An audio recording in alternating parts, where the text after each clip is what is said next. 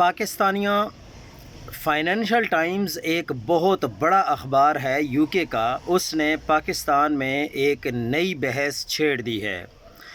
اہم سیکیورٹی ذرائع financial Times کی خبر کی تردید نہیں کر رہے. وہ کہہ رہے ہیں کہ پاکستان کے انٹرسٹس ہمارے لیے سب سے اہم ہیں. ہمیں تو انویسٹمنٹس چاہیے جیسے چین گوادر کی صورت میں انویسٹمنٹ کر رہا ہے. اسی طرح اگر امریکہ انویسٹمنٹ کرنا چاہتا ہے تو یہ کمرشل ایلیمنٹس کی جانب سے پروپوزل آیا ہے اور پروپوزل ابھی زیر بحث ہے، اور اگر ایسا کچھ ہوتا ہے تو ان کے نزدیک یہ بری بات نہیں ہے. سیکیورٹی کے ذمہ داروں کا ماننا ہے کہ اگر کوئی ایسی پورٹ ڈیولپ ہوتی ہے تو اس کی سیکیورٹی کی ذمہ داری پاکستان کے پاس ہوگی.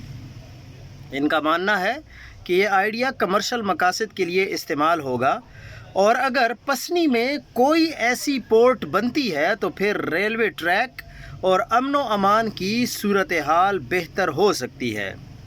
پہلے تو کہا جا رہا تھا کہ یہ جو فائنینشل ٹائمز کی خبر ہے اس پر حامد میر صاحب نے تو بالکل ہی سفید انکار کیا ہے، اور وہ جو کامران شاہد ہیں یا منصور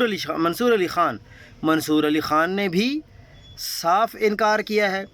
لیکن جو شہزاد صاحب ہیں انہوں نے یہ کہا ہے کہ ابھی جو سیکیورٹی ہے ہماری، یعنی پاکستان کے سیکیورٹی ادارے ہیں، ان کے کوئی مشیر ہیں ہی نہیں.